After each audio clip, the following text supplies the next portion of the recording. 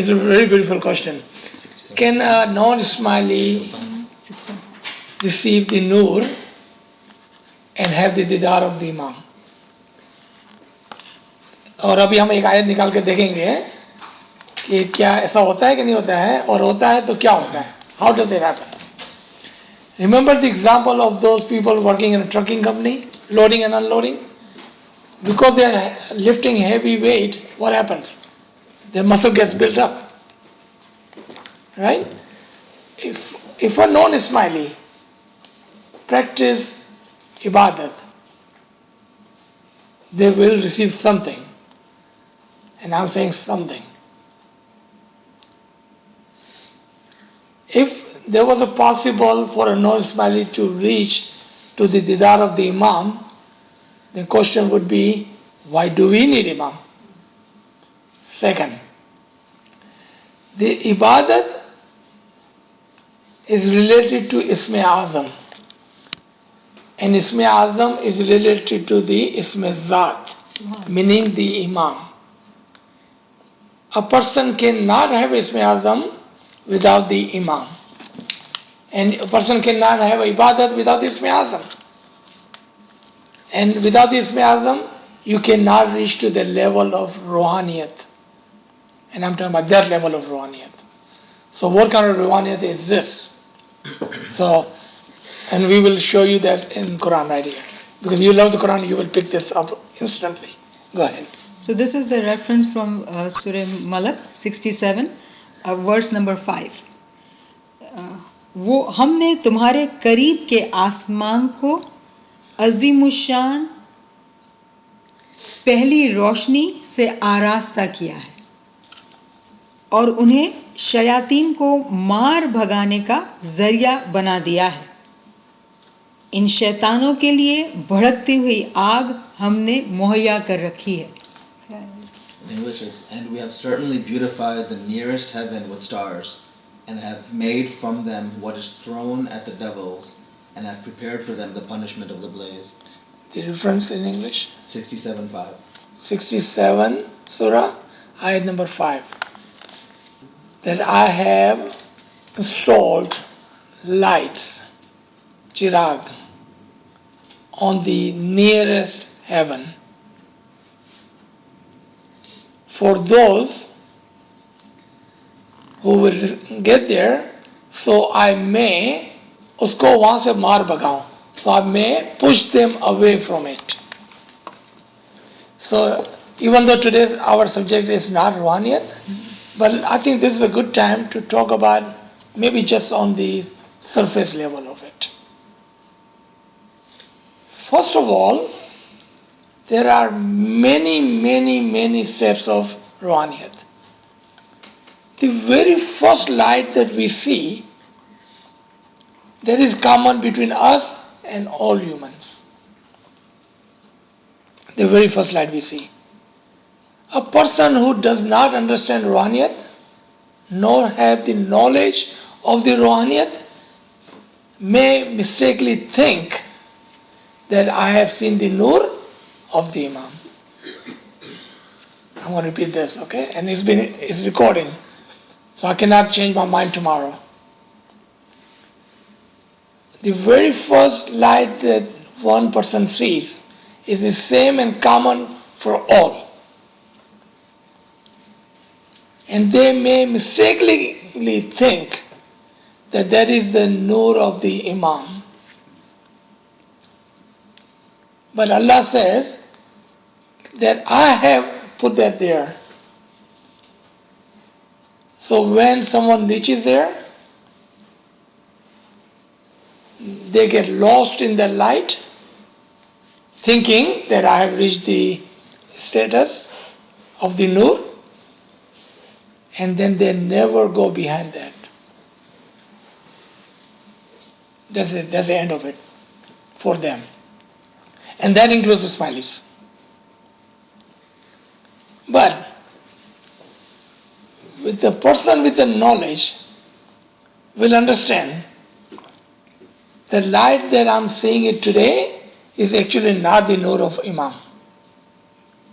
It's not. What is this? How do you differentiate between this light and the light of the Imam? How do you know the difference? There's a clear difference actually.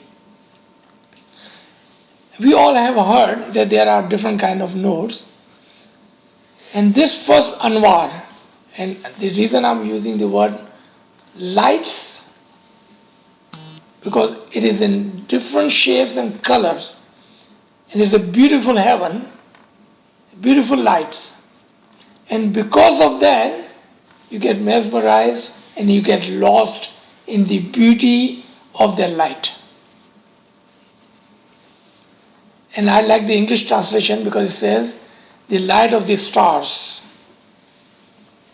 and it says the nearest heaven, और उर्दू में करीब का आसमान, करीब की रूहानियत, और अच्छी उर्दू में अगर हम बोले तो बोले सत्ती सत्ती, ऊपर ऊपर से लगता है कि रूहानियत है, ये is not actually रूहानियत, it's not. So everybody gets to their point and stops.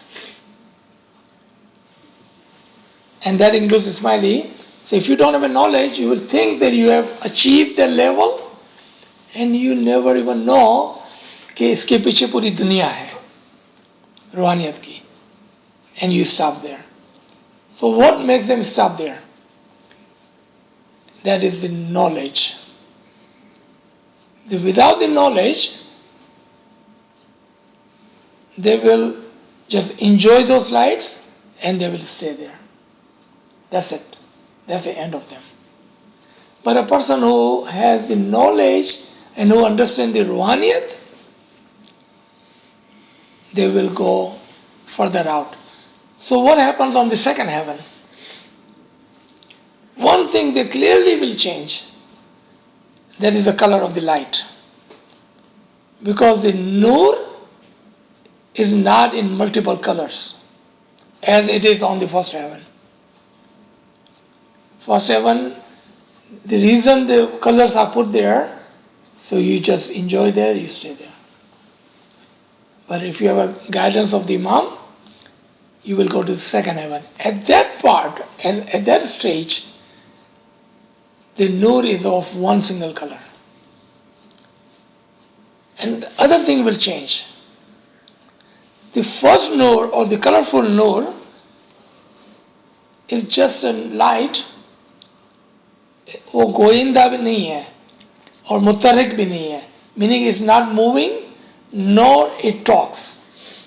But the amazing part is that on second level, the Nur walks and talks, meaning Nur is in action and it talks to you. That's the second stage. And then on and on, as you progress with the Imam's guidance, you will progress and you will progress and you will progress. And in Quran it said there are 50,000 steps between here and there. 50,000 steps. That's too many for us to comprehend. 50,000. Let's just say कि वो 5-6 step है. And to understand that, in physical world, easy to understand, we will look at that clock right there. You see this clock, number 6 and number 12? So number 6 is where we are today. At the most bottom level, number 6. That's where we are today. So when you move a notch between 6 and 5, you see those how many notches? There are 4 notches there. So when you move one notch up, you will see those lights. Because you are closer to the light. You are closer to the light. So you will see that light. Uski misal, the example of that is, so when your eyelids are closed and somebody turns on the light in the room, you will feel that there is a light in the room, but you have not seen the light. You have not seen the light yet, but you know there's a light in the room. That is what they are saying. meaning they are still blind to the light. They are still blind to the light. Okay. Now, a person who dies, let's say, for example, who dies and who does really good, does a lot of ibadat, he may reaches only number 5. कहाँ पर पहुँचना था उसको? He was supposed to get all the way to 12. He reaches only number 5. Meaning he is still very close to this life. And he was supposed to reach from here to number 12. So now we have 2 ways of getting to number 12. That is, you can take it step by step. 4 steps between 6 and 5, another 4 steps between 5 and 4, on and on and on. That's one way to get there, right? What is the other way? You take the elevator up. You take the elevator from 6 to 12. And that elevator is knowledge. The true knowledge of Imam is the elevator. The knowledge can take you faster from 6 to 12 than a person. So let's take two people. Person of knowledge and person who does 40 years of ibadat. In a day, this person will get there faster than this 40 years. So one day of this equals to 40 years of this. Our life is not that long. We don't have those 40 years between each one of those notches. So, when a person gets to, in this life, okay, in this life, let's say he gets to number 3. He work hard, he have all the knowledge, he understand how to move on this path, and he reaches number 3. Now on number 3, you see that big notch, the dark one? That is a line between 3 and a 9. It's a cross line. If he reaches number 3, and if he stays under that line, below that line, he still doesn't have the full didar, or what we call it, constant didar of the Imam. वारंवार जो दीदार हो ना, वो नहीं है अभी तक. There is a didar once in a while. वारंवार नहीं है. और हमारी दुआ क्या होती है? वारंवार. I want constant didar, and that is only possible if you are on top of the number 3 from the line. If you are on top of the number 3, अब आप रूहानियत के अंदर जी रहे हैं. You should be living in physical body. You will look same. आपके sir पे कोई सिंग नहीं निकलेंगे, आपके शोल्डर पे कोई विंग्स नहीं आ जाएंगे. You will look just like any normal person. But on the top of the 3 number, the didar is constant. Anything under the 3, there is a didar, but once in a while. तो मौला का फरमान क्या है कि मैं चाहता हूँ आपको एक मरतबा कम से कम नूर जरूर मिले, और maybe even more. Maybe even more. He wants us to have that constant didar. But he still wants us to have at least experience of that light. But a person without the knowledge will stay just close to number 6 and think, because I have moved up a notch, I have received something, I have gotten somewhere. And that is not possible without the Ismi Azam, without the Imam, without his knowledge.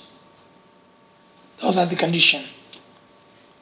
So maybe in later class somewhere you may want to write down this question. What about Prophet Muhammad? There was no Imam at that time. वो भी तो इबादत करने जाता था. How was he doing ibadat without the Ismi Azam? You said Muhammad got the Ismi Azam from his father. Right? So that means there was Imam. Remember, Ismi Azam belongs to the Imam of the time. If there was no Imam, how he was going for ibadat? Forget about Muhammad. Come to Musa. He was going for ibadat. How was he doing ibadat if there was no Imam at the time of Moses? The Imam just started with Maula Ali. How did he get Ismi Azam? What about Abraham? What about Adam? How did he get Ismail Adam? When there was nobody around, he was the only human, and there was no Imam. And then, in our belief, we say, कि ये दुनिया, this world cannot sustain itself without the Imam. Well, world was doing just fine before Maula Ali. The world did sustain before Maula Ali. So are we saying world can stand and sustain on its own without Imam? So we need to make up our mind, what are we saying? Or we need to rethink.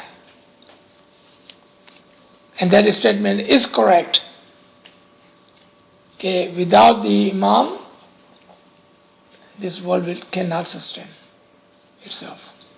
It cannot stand. So we need to rethink. So I think I need to stop here. There is a lot of room for questioning here.